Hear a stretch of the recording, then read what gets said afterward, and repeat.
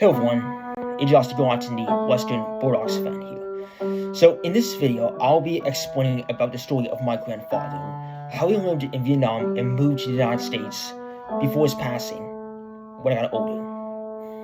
So since this is a story that my family has been talking about for like a longer period of time, I've decided that it's best for me to explain to you all. So without further ado, I'll begin.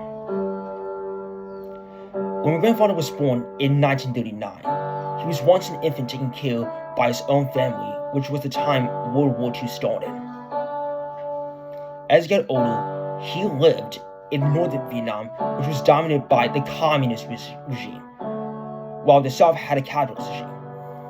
As he moved to South Vietnam, he continued to live his own life until the day the Vietnam War began, in which the United States forces moved into Vietnam to stop communism and attack the Viet Cong whenever possible.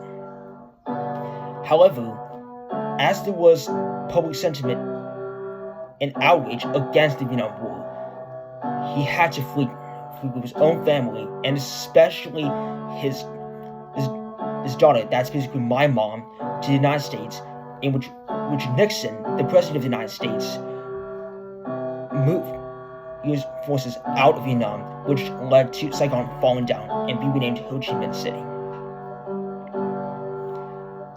When he moved to the United States, he was given the job as a restaurant worker in one of my restaurants that my uncle had recently opened.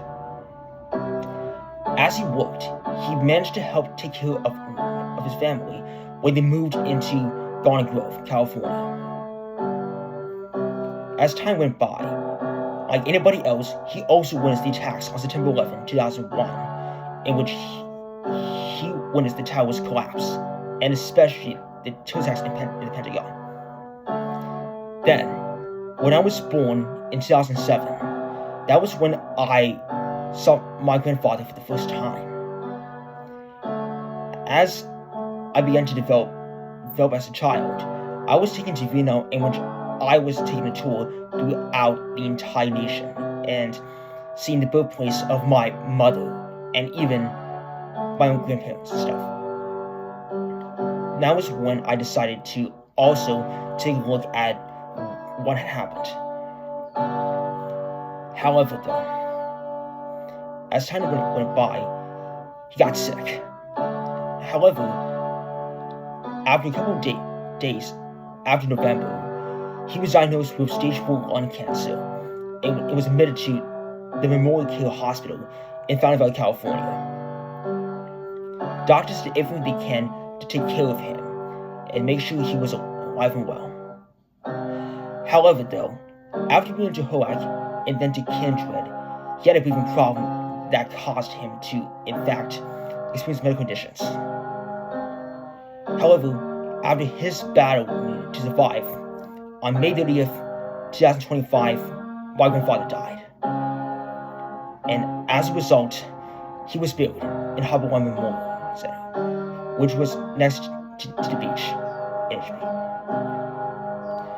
Although he is lost, I will never ever forget the memories that I had with him when I was a child and all the way to a young adult.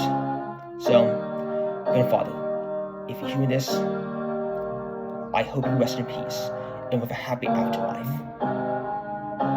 And as of now, I love you. And I miss you too.